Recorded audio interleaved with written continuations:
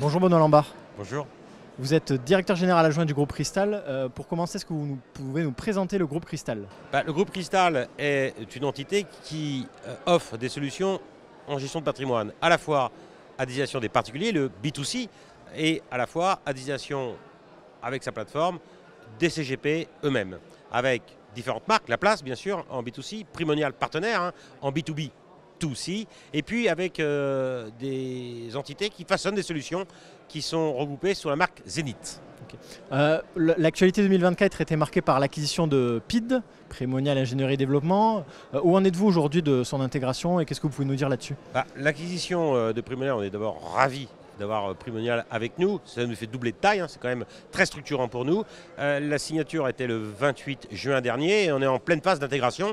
On travaille de concert avec les équipes de Primonial, avec les équipes du groupe Cristal pour intégrer au mieux de nouveaux camarades et faire le devenir d'un groupe tel qu'on a envie de construire.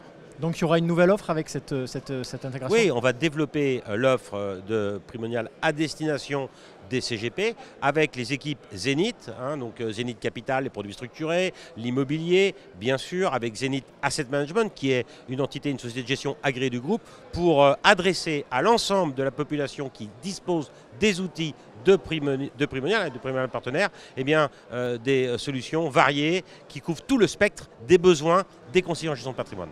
Donc il n'y aura pas une classe d'actifs, une solution pour une classe d'actifs prépondérante. Vous allez développer des solutions sur toute classe d'actifs. Toutes. Donc l'objectif, c'est réellement de couvrir tout le spectre des besoins, que ce soit en private equity, que ce soit en côté, il ne faut pas l'oublier, c'est élément important. En solution assurantielle, on travaille avec une quinzaine de compagnies d'assurance et donc on veut chercher le meilleur des contrats, les meilleurs des PER, les meilleurs des contrats d'assurance vie à disposition, bien sûr, des CGP. Mais c'est aussi, bien évidemment, l'immobilier qui a toute sa place, là encore, dans, bien évidemment, une gestion de patrimoine diversifiée.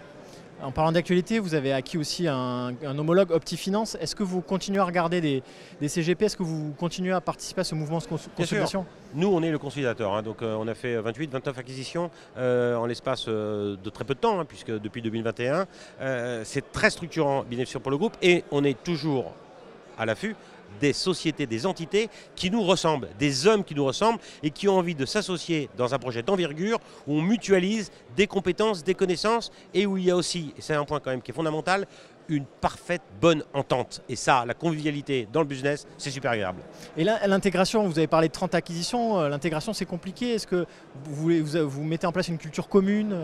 Oui, on a une personne dédiée à l'intégration, on travaille avec un cabinet de consultants aussi pour nous aider à structurer au mieux donc, les acquisitions actuelles. Donc, Primonial, quand même, on a doublé de taille, je rappelle, avec Primonial. Et puis demain, donner tout un process d'intégration avec, j'allais dire, quasiment un catalogue de solutions qui vont nous permettre d'arriver plus vite dans l'intégration, à intégrer les nouvelles entités qui vont nous rejoindre. Et est-ce que le fait d'avoir une taille critique, c'est un poids, c'est une raison pour ces cabinets? Bien sûr, mais bien sûr, ça permet de mutualiser des solutions d'investissement, mais ça permet aussi de mutualiser le digital. Le digital, c'est beaucoup d'argent. On a une quinzaine de personnes qui travaillent à développer des solutions digitales dont nous sommes propriétaires et il est évident que l'effet masse est important, à la fois pour des solutions métiers, mais à la fois aussi pour des solutions d'investissement où, j'allais dire que l'union fait la force, mais le poids aussi des 22 milliards que nous conseillons nous permet de donner accès aux particuliers et aux CGP à des solutions qu'on aurait du mal à structurer si jamais on n'avait pas ce poids-là. Dernière question avec une actualité, la dernière actualité, le changement d'actionnariat. Vous avez annoncé il y a quelques mois l'arrivée de Goldman Sachs au profit d'Apax Partners qui reste investi. Où en est l'opération? Qu'est-ce que vous pouvez nous dire sur ce changement d'actionnaire? Seven2 va rester, mais Goldman Sachs va devenir évidemment notre actionnaire majoritaire, on en est ravis. Nous sommes en pleine phase de bouclage des opérations de closing. Donc le closing va arriver incessamment sous peu et on aura de l'actualité à vous dire dès l'instant où tout sera couché sur le papier définitivement. Donc vivement 2025. Avant 2025. Merci Benoît. Merci.